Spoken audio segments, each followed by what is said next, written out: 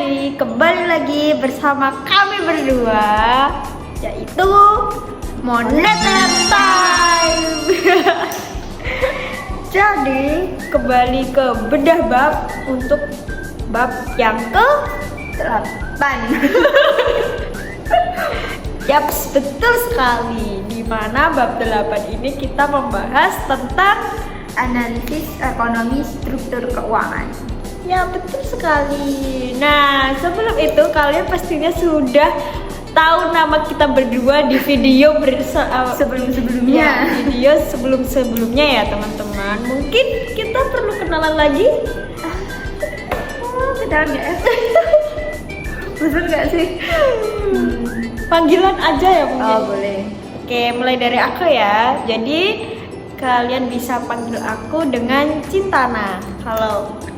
Bisa panggil aku Ica. Nah, oke, jadi terkait dengan bab 8 ini yang akan membahas tentang analisis ekonomi struktur keuangan, mungkin kurang lebihnya seperti fakta-fakta dasar tentang struktur keuangan di seluruh dunia. Nah, ini itu ada beberapa struktur ya, fakta-fakta. Itu kalau dilihat di buku miskin ini, itu ada 8. Mulai dari mungkin aku akan sebutkan beberapa aja, 2 aja ya. Saham. Yang pertama itu saham bukanlah sumber pembiayaan eksternal terpenting untuk perusahaan. Nah, di sini itu karena banyak perhatian dari media yang diberikan kepada pasar saham.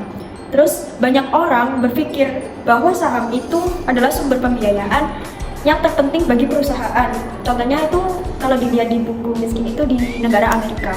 Terus yang kedua itu ada pada menerbitkan surat utang atau ekuitas bukanlah cara utama bagi perusahaan dalam membiayai operasional mereka. Ini itu kurang lebih kayak apa ya, bahas tentang obligasi gitu loh, yang sama di negara Amerika Serikat, kurang lebih seperti itu. Mungkin dari Kak Ica ada tambahan terkait dengan analisis yang telah kita bedah hari ini. Jadi di dalam bab 8 ini juga kayak menerangkan tentang informasi asimetris. Karena informasi asimetris itu adalah situasi yang terjadi ketika salah satu pihak tidak memiliki informasi yang cukup mengenai pihak lain yang terlibat dalam sebuah transaksi. Jadi kayak si perusahaan A ini punya 80% informasi, sedangkan si B ini cuma punya 20% informasi. Nah, kayak gitu itu bisa dikatakan sebagai informasi asimetris. Dan di dalam informasi asimetris ini ada 2 hal juga yang terpenting, yaitu yang pertama ada adverse selection dan moral hazard. Nah, adverse selection itu adalah masalah informasi asimetris yang terjadi sebelum transaksi berlangsung. Sedangkan moral hazard itu masalah informasi asimetris yang terjadi setelah transaksi berlangsung. Selain itu juga ada kayak gimana sih moral hazard itu mempengaruhi pilihan antara utang dan ekuitas gitu kan. Yang pertama itu ada moral hazard dalam kontrak ekuitas. Terus ada cara mengatasi masalah agen prinsipal. Ada peraturan pemerintah untuk meningkatkan informasi. Ada perantara keuangan, dan yang terakhir itu ada kontrak utang.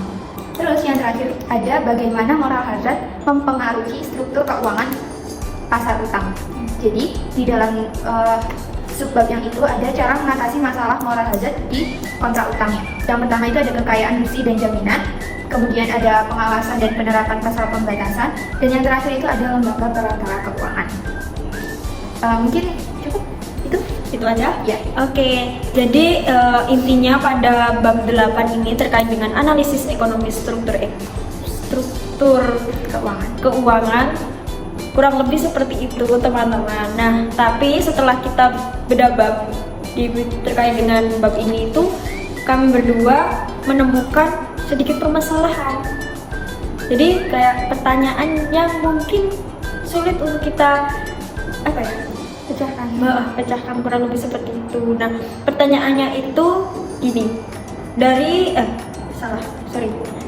Jadi, apakah ada pola yang dapat diamati dalam evolusi struktur keuangan dari negara yang berkembang ke negara maju?